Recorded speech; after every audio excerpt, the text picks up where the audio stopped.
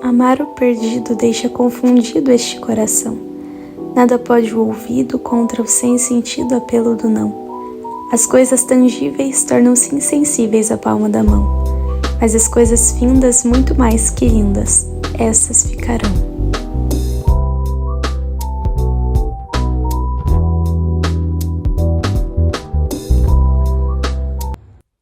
Oi! No vídeo de hoje nós vamos falar do Evangelho do dia e prometo que tudo já vai fazer sentido do que você acabou de ver antes, do poema, dos cortes e também da música que virá depois.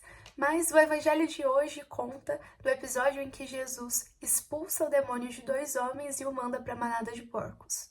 Mas o fato que me chamou realmente a atenção no Evangelho de hoje é que quando ele expulsa os demônios para aqueles porcos e os porcos se atiram ao mar, aqueles porqueiros, os homens que estavam ali, ao invés de reconhecerem o milagre que tinha acontecido, saem, vão para a cidade e ao voltar eles pedem que Jesus se retire daquele local.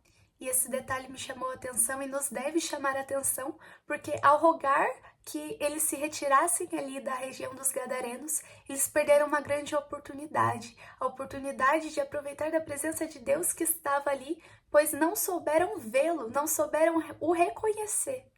Sabe, eles o tinham tão perto e pediram que ele se afastasse.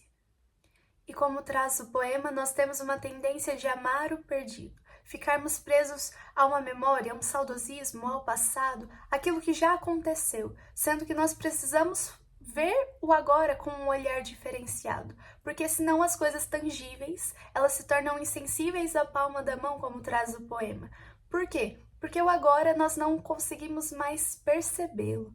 Nós não conseguimos mais tocá-lo, vê-lo de forma extraordinária, assim como aqueles porqueiros não perceberam e perderam a oportunidade de estar com Jesus, de aproveitar da presença daquele homem, do próprio Salvador, do Redentor, do Senhor de todas as coisas que estava de frente com eles, mas eles não perceberam aquilo que era tangível e perderam a oportunidade. Muitas vezes o Senhor vai se apresentar de uma forma que nós não esperávamos, mas nós precisamos aprender a reconhecer a presença dele em cada coisa, pois ele é o sentido de tudo, ele é o sentido de cada coisa. Colocar um sentido sobrenatural no nosso trabalho, colocar um sentido sobrenatural na nossa amizade com as pessoas, na nossa consciência, na nossa inteligência, em tudo, na nossa maneira de falar, enfim.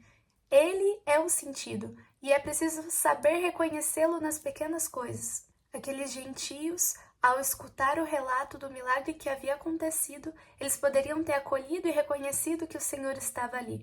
Quantas graças poderia ter acontecido naquele lugar, mas não aconteceram porque eles não permitiram. Eles estavam cegos para os bens espirituais que poderiam ser derramados sobre a vida deles. E talvez ao olharmos, aquele não parecia ser o momento mais propício para que eles abraçassem a graça divina.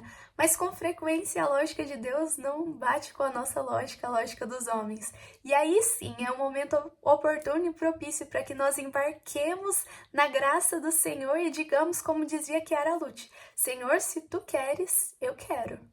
E algo que nós precisamos trazer em nosso coração é que tudo concorre para o bem daqueles que amam a Deus. E nós, geração tão ansiosa, precisamos começar com pequenos golpes. Golpes que, como diz Santa Teresinha, antes de dar golpes de espada, comecemos a golpes de alfinetes. Então demos golpes na nossa vaidade, no nosso orgulho e confiemos no Senhor. E a cada ação nossa devemos perguntar: Senhor, eu só quero fazer isso, ou só quero fazer aquilo, se for conforme a tua vontade, porque senão para que me interessa? E assim nós vamos criando uma amizade com Jesus, fazendo com que se desprenda da nossa alma as paixões e amores desordenados. E vendo que Jesus está aqui e agora, nós clamamos e anseiamos, sentimos até uma saudade física do viver com Jesus. Que nós tenhamos Ele como nosso grande amigo e grande pastor, e clamemos a todo instante, chamemos a todo instante para que Ele venha viver junto a cada um de nós.